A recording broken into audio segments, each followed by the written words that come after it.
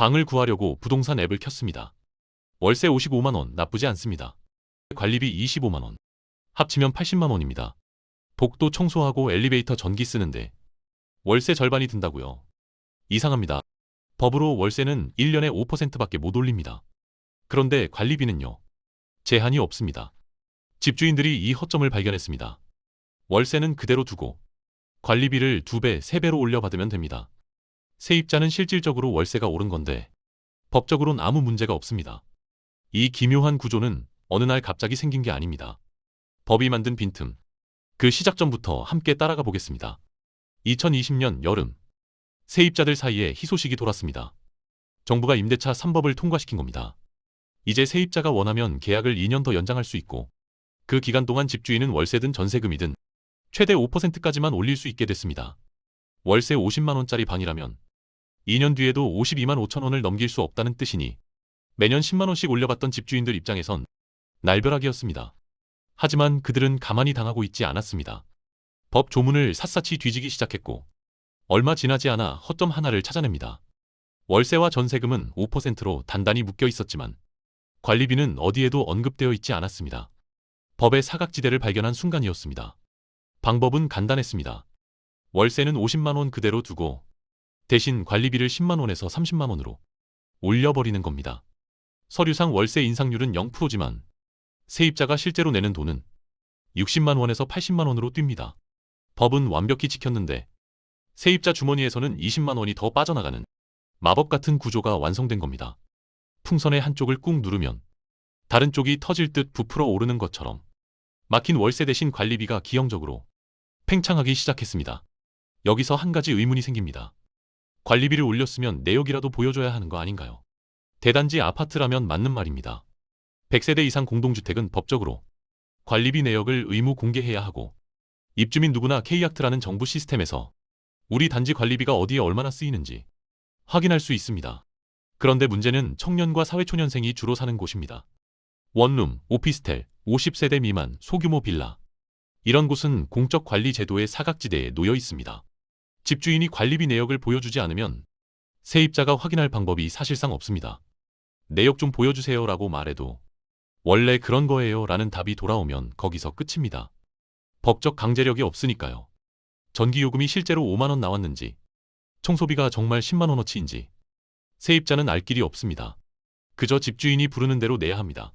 확인할 수 없으니 의심해도 소용없고 의심해도 소용없으니 부풀려도 들키지 않습니다. 법의 보호를 받는 대단지 아파트 주민과 아무런 방패 없이 노출된 원룸 세입자. 같은 세입자인데 전혀 다른 세상에 살고 있는 셈입니다. 정부도 손을 놓고 있진 않았습니다. 2023년 9월 새로운 규정이 시행됐습니다. 관리비가 10만 원 이상이면 세부 내역을 반드시 공개하라는 내용이었죠. 전기요금 얼마, 수도요금 얼마, 청소비 얼마. 항목별로 낱낱이 적어야 하니 근거 없이 부풀리기가 어려워졌습니다. 세입자들은 반색했습니다. 그런데 얼마 지나지 않아 부동산 앱에서 기묘한 현상이 포착됩니다. 관리비 9만 9천 원짜리 매물이 우후죽순 쏟아지기 시작한 겁니다. 10만 원이면 내역을 공개해야 하니까 딱 1천 원만 깎아버린 거죠. 규제의 칼날을 1천 원으로 피해간 셈입니다. 더 기막힌 건 그 9만 9천 원조차 거짓인 경우가 수두룩했다는 사실입니다.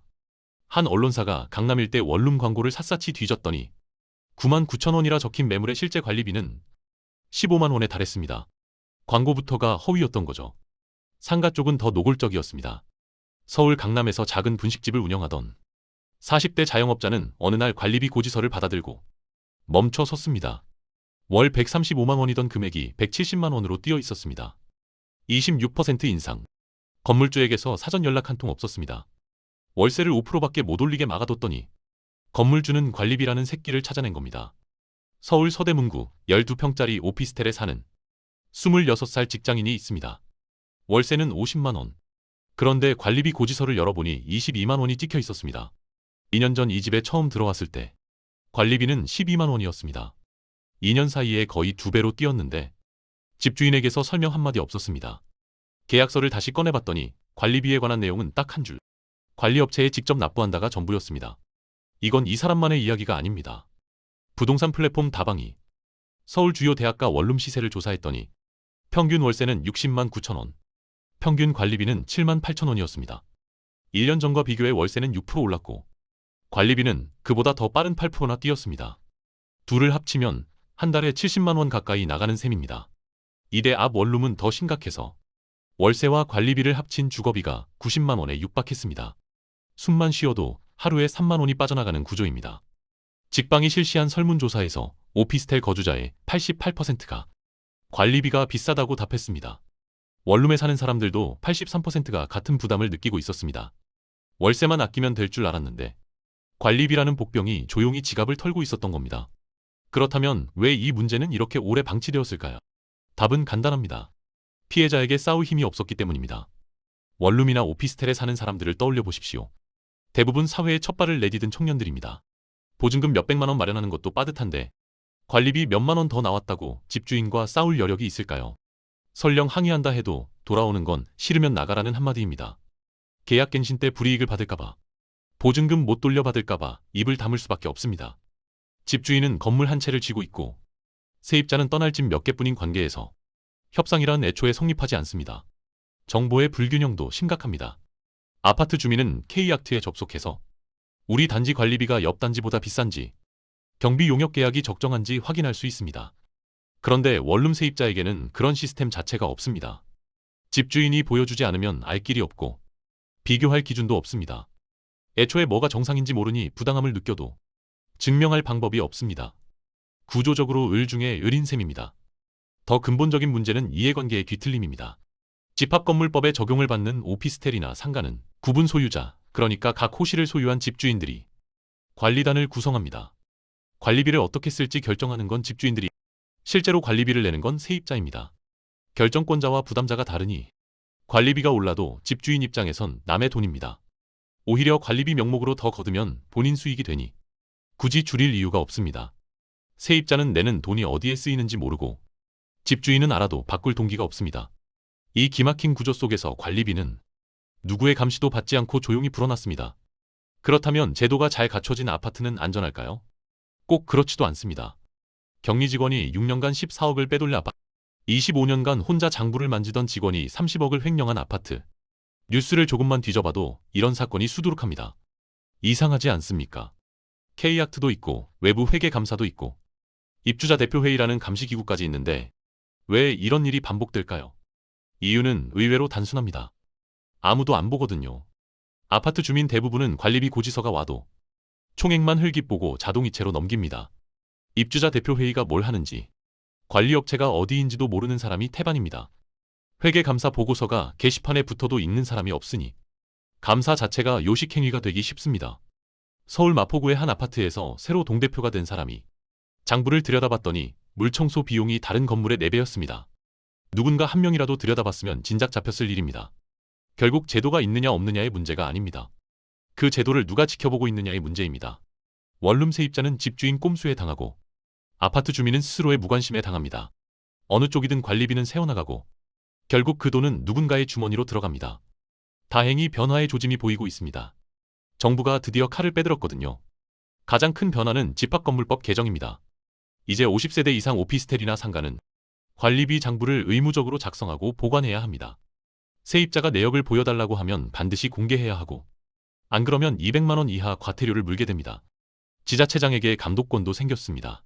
의심 가는 건물이 있으면 장부와 회계 자료를 들여다볼 수 있게 된 겁니다. 상가 쪽은 더 확실해졌습니다. 지난해 상가 건물 임대차 보호법 개정안이 국회를 만장일치로 통과했습니다. 이제 상가 세입자가 관리비 내역을 요청하면 건물주는 의무적으로 제공해야 합니다. 표준 계약서에도 관리비 항목이 들어갑니다. 원래 그래요 라며 버틸 수 있는 시대가 끝난 겁니다. 아파트도 마찬가지입니다. K약트 관리비 공개 대상이 150세대 이상에서 100세대 이상으로 넓어졌고 의무 공개 대상은 50세대 이상까지 확대될 예정입니다. 물론 이게 만능 해결책은 아닙니다. 법이 바뀌어도 현장에서 제대로 지켜지려면 시간이 걸립니다. 50세대 미만 소규모 건물은 여전히 사각지대고 장부를 쓰라고 해도 형식적으로만 채우면 그만입니다. 하지만 분명한 건 예전처럼 아무 근거 없이 관리비를 부풀려도 아무도 모르는 시대는 지나가고 있다는 겁니다. 정부가 움직이고 법이 바뀌는 건 좋은 일입니다. 하지만 솔직히 말해서 법만 믿고 있으면 안 됩니다. 규제가 생겨도 빠져나갈 구멍은 늘 있고 단속 인력은 언제나 부족합니다. 결국 내 지갑을 지키는 건 나 자신입니다. 지금 당장 할 수 있는 게 있습니다. 방을 구하거나 상가 계약을 할 때 관리비 대충 얼마예요? 라고 묻고 끝내지 마세요. 관리비 세부 내역을 계약서에 명시해달라고 요구하세요. 전기료 얼마, 수도료 얼마, 청소비 얼마 이렇게 항목별로 적어두면 나중에 갑자기 올렸을 때 따질 근거가 생깁니다. 우리 단지 관리비가 비슷한 규모의 옆 단지보다 유독 비싸진 않은지 어떤 항목이 튀는지 확인할 수 있습니다. 입주자 대표회의가 뭘 하는지 관리업체가 어디인지 정도는 알아두는 게 좋습니다.